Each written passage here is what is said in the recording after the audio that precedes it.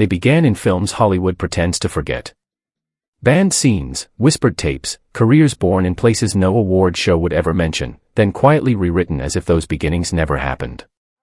Tonight reveals how scandal, censorship, and survival collided behind the curtain, and why the industry only remembers the version that makes it comfortable.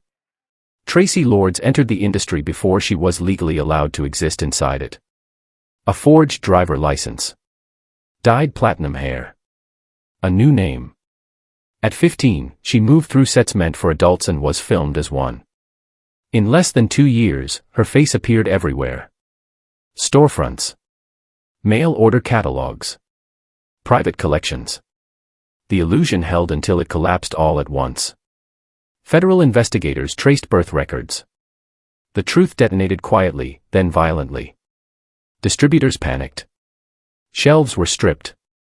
Magnetic tape was pulled from video stores overnight. Lawyers called each other before sunrise. An entire sector froze, not from morality, but from fear of liability. The scandal was not framed as exploitation. It was framed as a legal disaster. She disappeared from public view while the industry tried to erase evidence she had ever existed. Interviews stopped. Contracts dissolved. Her image became contraband. For most performers, this would have been the end. Not a fall. A full deletion. She waited. She turned 18. She came back on her own terms. Her first legal role was not an apology. It was a neon science fiction film produced under the Roger Corman banner. Cheap sets. Loud colors. Midnight screenings. She played a nurse-turned-alien hunter. The role announced intent rather than redemption. She was not hiding. She was repositioning. Then came John Waters. Camp. Irony. Self-awareness. In Cry Baby, she leaned into parody, mocking the notoriety that once threatened to bury her. The performance carried a grin sharp enough to disarm shame. Audiences laughed with her, not at her. That mattered. She built a second career deliberately. Cult horror films. Supporting roles that embraced excess instead of fleeing it. Blade. Excision.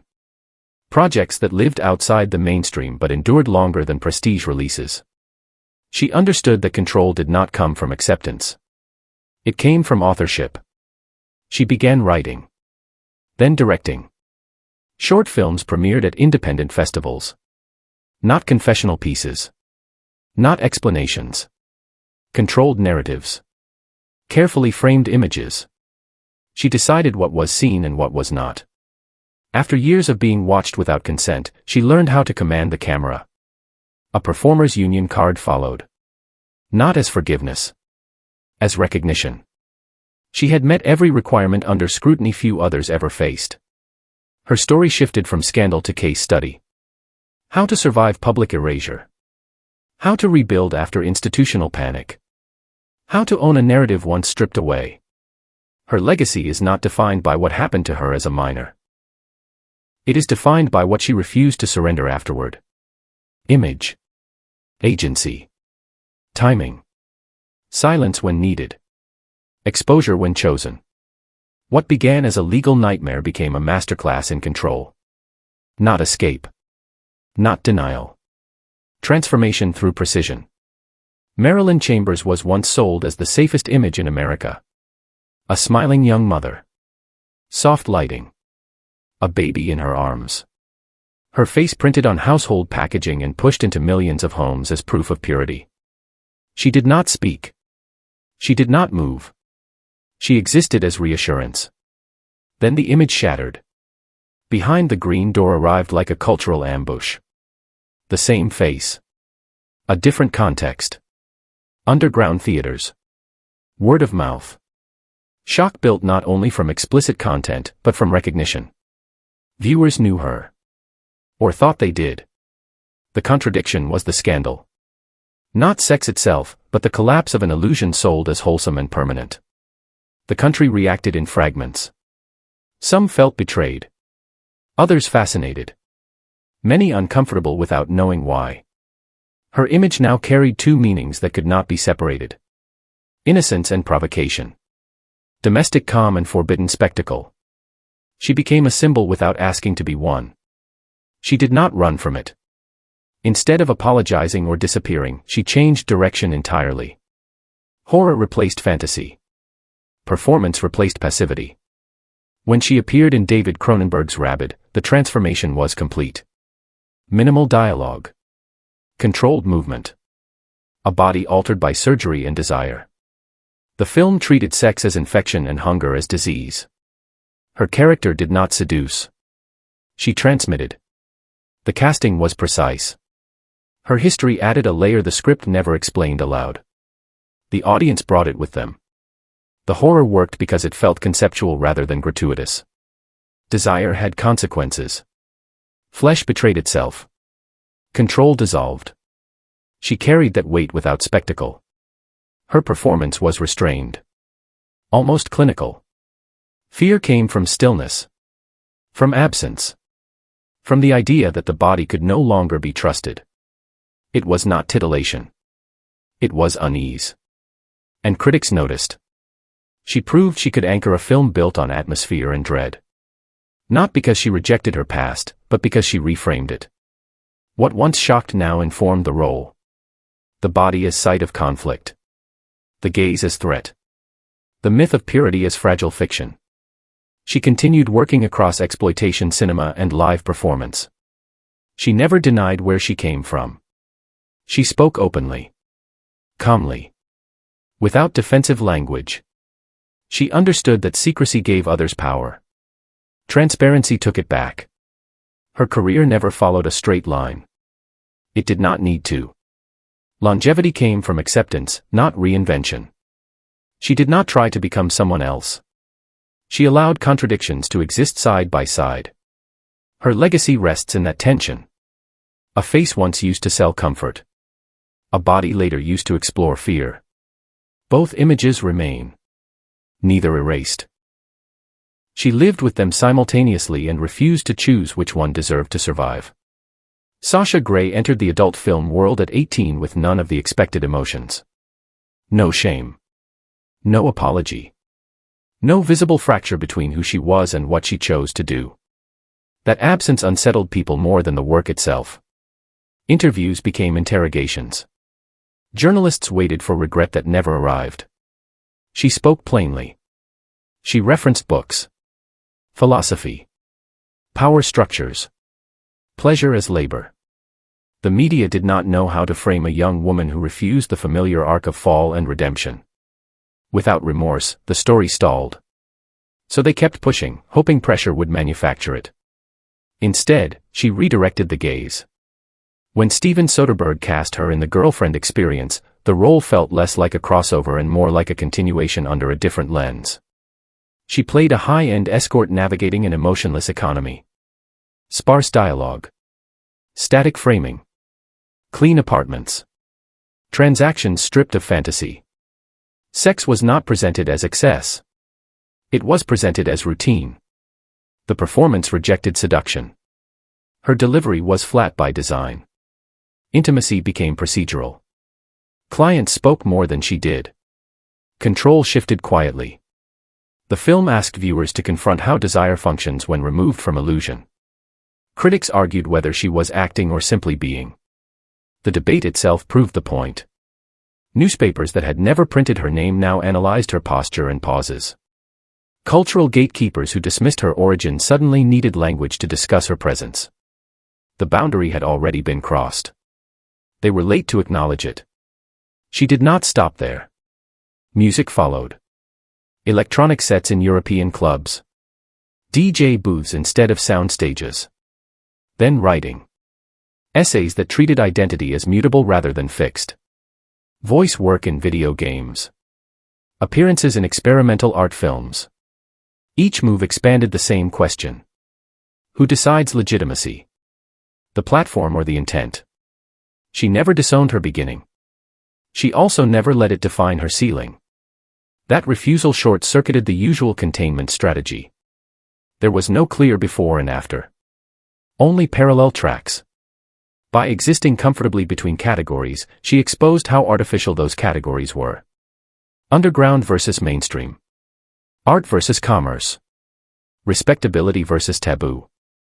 She moved through all of them without asking permission. Her presence became less about shock and more about endurance. She stayed visible without explaining herself. That consistency altered perception over time. What once caused outrage became background. What remained was agency. Her career is not a redemption story. It is a continuity story. Choice followed by ownership. Exposure followed by authorship. She did not escape a past. She carried it forward and dissolved the borders around it. The line between forbidden and accepted did not move on its own. She stood on it until it disappeared.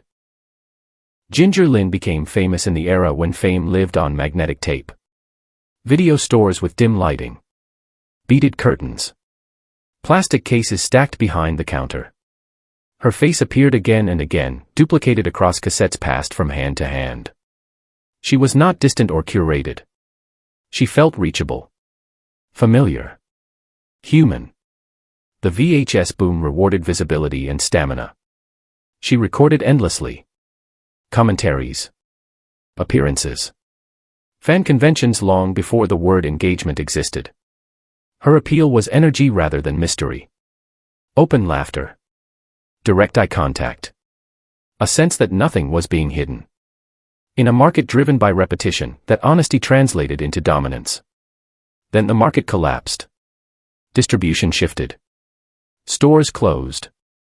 Tape degraded. What once felt permanent became obsolete almost overnight. Many performers vanished with the format. Not erased by scandal, but by technology. Attention moved on. The analog world went quiet. She disappeared with it. Years later, she returned through a different door. Horror. Not glamour. Not nostalgia. Roles that acknowledge time rather than denying it. Scars instead of softness. When Rob Zombie cast her, he did not do it for novelty. He did it for texture. He spoke about authenticity. An aura that could not be manufactured. She carried a history audiences sensed even if they could not name it. In The Devil's Rejects, her presence felt lived in. Vulnerable. Dangerous. The violence worked because it felt grounded. She did not perform fear. She radiated it. Horror welcomed her because horror understands memory. It feeds on residue. On what lingers after the image fades. Her past added weight rather than distraction. The camera trusted her face to hold silence. She became a bridge between formats. Fans lined up with worn tapes and modern steelbook cases. Grainy analog stills beside pristine digital transfers. Two eras meeting through the same signature. The past was not corrected. It was preserved. She never tried to reinvent herself as something cleaner. She allowed contradiction to remain. A relic of cassette culture functioning inside high-definition cinema. Proof that presence matters more than platform. Her survival was quiet. No press tour redemption arc. No public reframing. Just continued work. Continued appearances. Continued recognition from audiences who remembered how it once felt to rewind a tape and see the same smile return. Her legacy exists in overlap. Analog rebellion living inside digital horror. A reminder that some careers do not end. They simply change format. Maitland Ward entered millions of homes as a safe presence. Bright lighting. Laugh tracks. Family-friendly conflict resolved in minutes. She was introduced as the kind of character parents trusted and networks protected. Fame arrived early, then flattened into routine. When the show ended, the offers thinned. Auditions repeated the same notes. Pretty neighbor. Slightly older. Easily replaced. Hollywood did not announce the exit. It simply stopped calling. Age did the work quietly. Roles went younger. Parts shrank. Meetings ended with polite smiles and no follow-up. She watched the system narrow her future without confrontation or scandal. There was no failure to point to. Only expiration. That clarity mattered. She chose to pivot with calculation rather than desperation. The move was not impulsive. It was planned. Contracts negotiated. Boundaries defined in advance. She selected a studio that promised narrative structure instead of assembly line production. She demanded scripts, multi-day shoots, controlled lighting, blocking that respected performance rather than consumption. These were not indulgences. They were conditions. She treated the work like cinema. Rehearsal. Character arcs. Visual tone. The discipline she learned in mainstream television became leverage rather than baggage.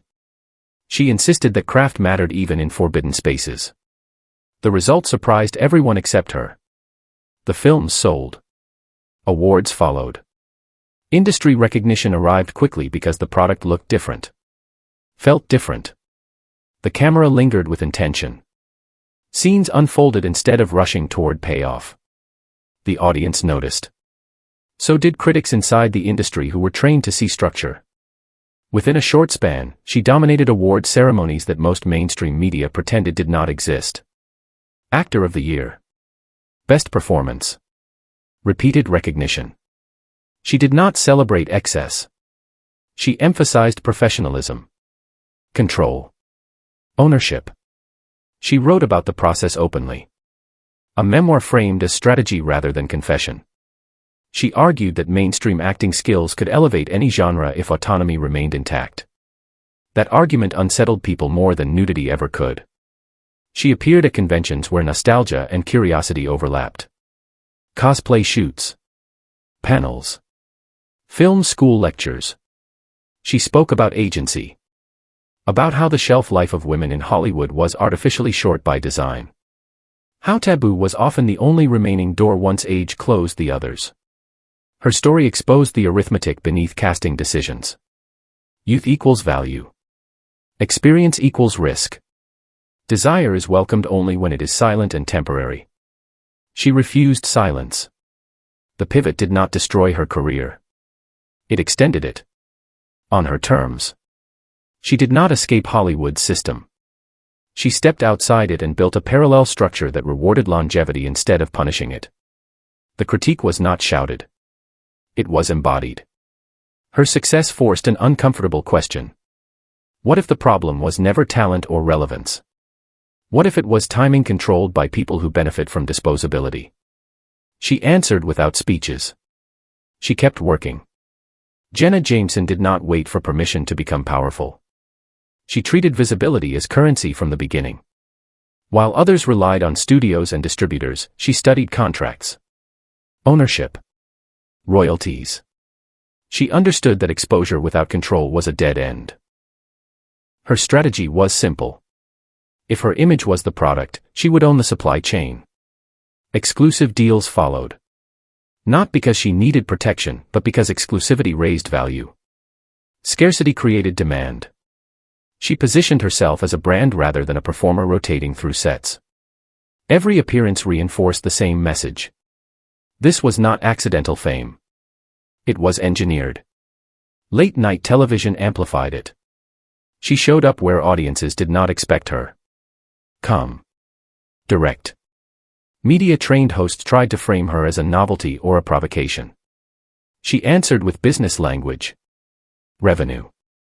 Distribution. Audience reach. The interview shifted tone. The joke stopped landing. Viewers realized she was not visiting mainstream culture. She was expanding into it. Marketing became constant. Appearances stacked. Merchandise multiplied. Cross-platform exposure long before the term existed. She understood repetition builds legitimacy. The more often people saw her outside adult spaces, the less shocking her presence became. Familiarity did the work censorship could not. Her memoir sealed the transition. Written as confession and manual at the same time, it blended vulnerability with instruction. Pain was not hidden, but it was framed as data. Lessons extracted. Choices explained. The book sold beyond expectation and climbed mainstream bestseller lists. That mattered. It forced media outlets to treat her as an author and executive rather than a curiosity. Pop culture absorbed her image. Cameos. Voice acting. Sitcom references. Her name became shorthand for unapologetic enterprise. Not secrecy. Not shame. Scale. She was no longer adjacent to celebrity. She was one. Later years complicated the narrative. Business disputes fractured partnerships. Health struggles interrupted momentum. Control slipped in places where it had once been tight. The press returned with a different appetite. This time for decline. The coverage shifted back toward spectacle. Yet the core achievement remained intact. She changed how explicit performers were perceived by mainstream media. She proved that ownership altered the conversation. When a performer controls distribution, branding, and narrative, the industry must respond differently. Moral judgment weakens in the presence of profit and professionalism. Her influence extends beyond her genre. The blueprint she built is now standard. Direct audience engagement. Personal branding. Monetization across platforms. Identity as enterprise. Others followed with better technology, but the logic stayed the same. She was a chief executive before influencer culture learned the language. She navigated hostile terrain without pretending it was friendly. She accepted contradictions. Fame and damage. Control and cost. Expansion and collapse. Her legacy is not defined by perfection. It is defined by architecture. She showed that power does not come from acceptance. It comes from leverage. Sylvester Stallone accepted the role because he was broke. No safety net. No leverage. Sleeping in a bus terminal. Hungry enough to say yes to anything that paid. The film was shot fast, cheaply, without ambition. A minor adult romance meant to disappear. It did. Years later, success rewrote the context. Rocky exploded. An unknown actor became a symbol of grit and persistence. Reporters went digging. Old footage resurfaced. Headlines tried to stitch a scandal out of desperation. The framing was predictable. Before the glory, there was shame. He refused the script they offered him. He did not deny the film. He did not justify it either. He called it bad. He joked about it. He reduced its power by treating it as irrelevant. By laughing first, he took away the sting. The narrative shifted. Poverty became the explanation. Survival became the headline. From there, he stayed focused on the work that mattered. Writing. Training. Repetition. Rocky became a franchise. An underdog myth aligned perfectly with his real story. Later came First Blood. A new archetype. Physical vulnerability paired with moral intensity. Action cinema reshaped around him. Awards followed. Industry respect solidified. The early role faded into trivia. A footnote dragged out occasionally but never weaponized successfully. His response taught a lesson. Scandal loses force when confronted without fear. His legacy is not threatened by a desperate choice made in obscurity. It is strengthened by what followed. Discipline. Endurance. Ownership of narrative. The past survived only as context. Not definition. Jackie Chan took the role because work was work. Small parts. Minor appearances. Anything to stay employed. One early film placed him briefly in a bedroom scene. No spectacle. No martial arts. No humor. Just a moment meant to pass unnoticed. It did not matter at the time. He was surviving. The industry he came from did not offer luxury. It offered labor. He trained relentlessly. Took falls. Broke bones. Repeated scenes until the body learned what the camera needed. Opportunity arrived only when skill became undeniable. Then the shift happened. Kung Fu fused with comedy. Timing replaced brute force. Drunken master changed expectations. Movement became character. Pain became punchline. Audiences responded immediately. Police story raised the stakes. Stunts escalated. Risk became identity. The earlier role never resurfaced as scandal. Context protected him. The culture understood necessity. A man working his way up could not be shamed for doing what was required to eat. International fame followed. Hollywood came later. Rumble in the Bronx. Rush Hour. The persona remained intact. Fearless. Relentless. Generous with his body for the sake of spectacle. His history was absorbed rather than exposed. He built a career on proof. Skill erased curiosity about anything else. The past stayed quiet because the present was too loud. Simon Rex recorded explicit videos when he was young and unknown. A different name. No long-term plan. The footage resurfaced repeatedly over the years, dragged into daylight whenever attention spiked. It never fully disappeared. Instead of hiding, he moved forward. MTV hired him. Fast-talking. Self-aware. Comfortable on camera. Comedy followed. Parody films. Sitcom roles. He leaned into humor as insulation. If the joke belonged to him, it could not be used against him. Music entered the mix. Dirt nasty. Absurdity as armor. He stayed visible without asking to be taken seriously. That was the trick. Lower the stakes. Control the tone. Then Red Rocket arrived. A lead role stripped of irony. A washed-up hustler clinging to charm and momentum. The performance surprised critics. Raw. Uncomfortable. Precise. The past suddenly felt relevant rather than embarrassing. History became texture. Awards followed. Recognition shifted. The same footage that once defined him lost its grip. He had rewritten the context. His career demonstrates flexibility. Reinvention without denial. Humor as strategy. Art as recalibration. Early choices did not vanish. They were absorbed into a broader identity. He did not outrun his past. He reframed it. Together, these men illustrate the exception. When survival drives the decision, and agency follows later, controversy dissolves under sustained work. The difference is not gender or genre. It is who controls the story once success arrives. Helen Mirren accepted the role because it promised danger with intelligence. A Roman epic pitched as political tragedy. Shakespearean ambition. Power, corruption, madness. She signed on expecting provocation through performance, not exposure through betrayal. The contract defined limits. Those limits were ignored. During post-production, graphic material was inserted without her consent. Scenes she had never agreed to appeared in the final cut. The controversy spread quickly. Bans followed. Headlines fixated on flesh rather than intention. The scandal threatened to flatten her work into spectacle. She did not panic. She addressed the film with composure. She refused outrage as a performance. She acknowledged the chaos while separating herself from the manipulation behind it. Her words were measured. Calm curiosity instead of defensiveness. By refusing to act wounded, she denied the scandal emotional fuel. The industry watched closely. Many expected retreat. Instead, her career accelerated. Serious roles followed. Crime dramas. Stage work.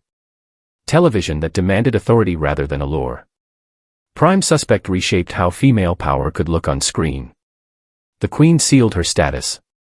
Awards arrived without apology. The earlier uproar did not vanish. It lost relevance. It became a footnote to fearlessness rather than a stain. Her response defined the outcome. Control through tone. Distance through clarity. She proved that controversy does not ruin careers. Reaction does. Malcolm McDowell entered the same production with similar expectations. Political satire. Historical menace. A performance driven by language and excess. What emerged bore little resemblance to what he filmed. The finished version was fragmented. Hijacked. Extremity grafted onto his work without warning. He spoke about disappointment openly. He named the interference. He mocked the result. Humor became defense. By ridiculing the final product, he reclaimed authorship over his intent. The anger stayed controlled. The narrative shifted from scandal to sabotage. The fallout did not stall him. He continued working relentlessly. Villains. Cult icons. Television. Studio films. Independent projects. His voice remained unmistakable. A Clockwork Orange had already fixed his image as dangerous intelligence. Caligula could not undo that. Decades passed. Credits accumulated. Characters layered. He became one of those actors who seemed immune to derailment. Directors sought him for gravity rather than controversy. Presence rather than provocation. Longevity reframed everything. When a career spans generations, individual failures lose weight. The film became anecdote. The body of work became the argument. He survived because he never paused long enough to be frozen by one disaster. Momentum protected him. Cameron Diaz faced exposure before fame fully hardened around her. Private images taken in youth resurfaced years later. The timing was precise. A major release. Maximum visibility. The attempt was not curiosity. It was leverage. The response was immediate. Legal, not emotional.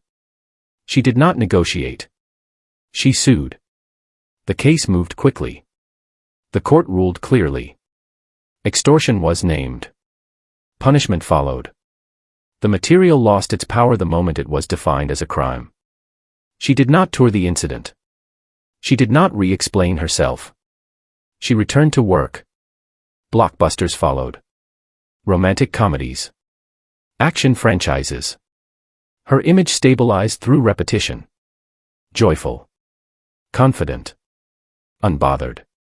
The scandal evaporated because it had nowhere to attach. Control had been asserted early and publicly. The lesson was visible. Silence can be misread. Precision cannot.